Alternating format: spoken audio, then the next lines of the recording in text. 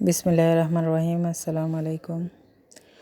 যে যেখান থেকে দেখছেন আশা করি সবাই ভালো আছেন, আমিও ভালো আছি। জুম্মা মোবারক। আমি হাঁড়িতে মাসকলাইয়ের ডাল, মসুরির ডাল, মুগ ডাল হালকা করে ভেজে চালটা ভিজিয়ে রেখেছিলাম। একসাথে সব পরিষ্কার করে হাঁড়িতে তেলটা গরম করে পেঁয়াজ কুচি দিয়ে একটা দারচিনি, লবঙ্গ, একটা তেজপাতা দিয়ে হালকা করে ভেজে নেব।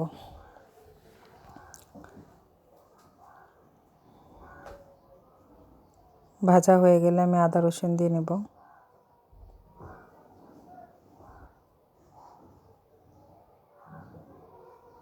আদা রসুনটা একটু আমি বেশিই দেব, যেহেতু গরুর মাংসের খিচুড়ি, এই জন্য একটু আদা রসুন বেশি দিলে ভালো লাগবে।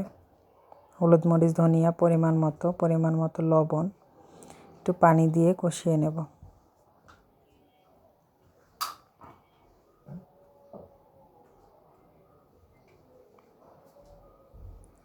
মাংসটা দিয়ে নিলাম, পরিমাণ মতো পানি দিয়ে ঢাকা দিয়ে দেব।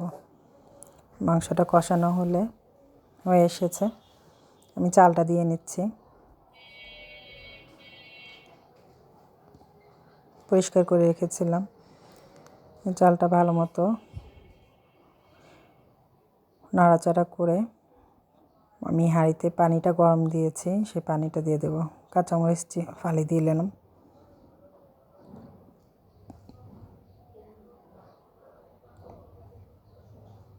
পানিটা দিয়ে নাড়াচাড়া করে আবার আমি ঢাকা দিয়ে দেব।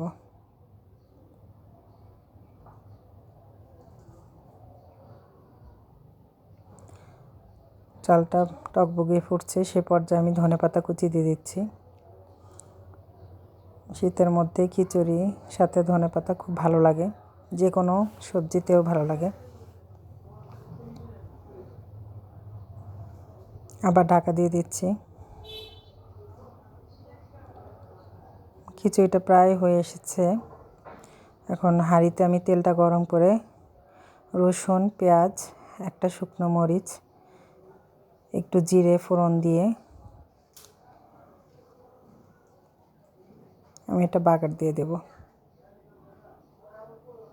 খিচুড়িটার লুকটা খুব সুন্দর এসেছে, খেতেও খুব স্বাদ হয়েছে। কমেন্ট করে জানাবেন কেমন হয়েছে বা কেমন দেখাচ্ছে।